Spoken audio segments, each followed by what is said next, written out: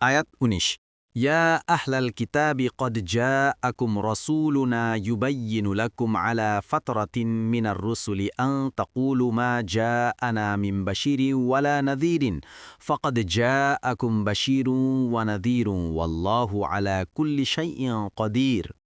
অনুবাদ: হে কিতাবীরা, রাসূল পাঠানোতে বিরতির পর আমাদের রাসূল তোমাদের কাছে এসেছেন। তিনি তোমাদের কাছে স্পষ্ট ব্যাখ্যা করছেন যাতে তোমরা না বলো যে কোনো সুসংবাদবাহী ও সাবধানকারী আমাদের কাছে আসেনি। অবশ্যই তোমাদের কাছে সুসংবাদদাতা ও সাবধানকারী এসেছেন, আর আল্লাহ সবকিছুর উপর ক্ষমতাবান। তাফসির ১ নং ফুটনোটের বিবরণ। অর্থাৎ নবীগণের আগমন পরম্পরা কিছুদিনের জন্য বন্ধ থাকার পর আল্লাহ তাআলা মুহাম্মদ সাল্লাল্লাহু আলাইহি ওয়াসাল্লামকে পাঠিয়েছেন। ঈসা আলাইহিসসালামের পর শেষ নবী মুহাম্মদ সাল্লাল্লাহু আলাইহি ওয়াসাল্লামের নবুয়ত লাভের সময়টুকুর অবধি অতিবাহিত হয়েছে, সে দীর্ঘকাল সময়ে আর কোনো নবী আসেনি। আবদুল্লাহ ইবনে আব্বাস রাদিয়াল্লাহু আনহুমা বলেন, মুসা ও ঈসা আলাইহিসসালামের মাঝখানে ১৭০০ বছরের ব্যবধান ছিল। এ সময়ের মধ্যে নবীগণের আগমন একাধিকবার অব্যাহত ছিল, এতে কখনই বিরতি ঘটেনি। শুধু বনি ইসরায়েলের মধ্য থেকেই ১০০০ নবী এ সময় প্রেরিত হয়েছিলেন। তারপর ঈসা আলাইহিসসালামের জন্ম ও রাসূলুল্লাহ সাল্লাল্লাহু আলাইহি ওয়াসাল্লামের নবুয়ত লাভের মাঝখানে মাত্র ৪০০ বা ৫০০ বা ৬০০ বছর কাল নবীগণের আগমন বন্ধ ছিল।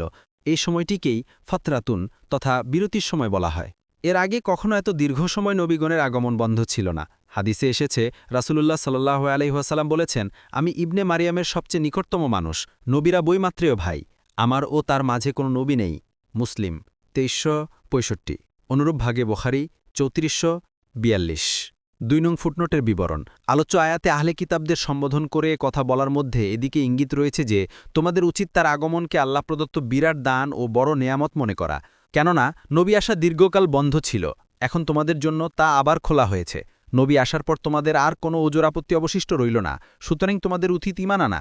আর যদি তা না করো তাহলে মনে রেখো যে আল্লাহ তাআলা অপরাধীকে শাস্তি ও অনুগতকারীকে শান্তি দিতে সক্ষম। ইবনে কাসির, মুয়াস্সার ও তোবারি।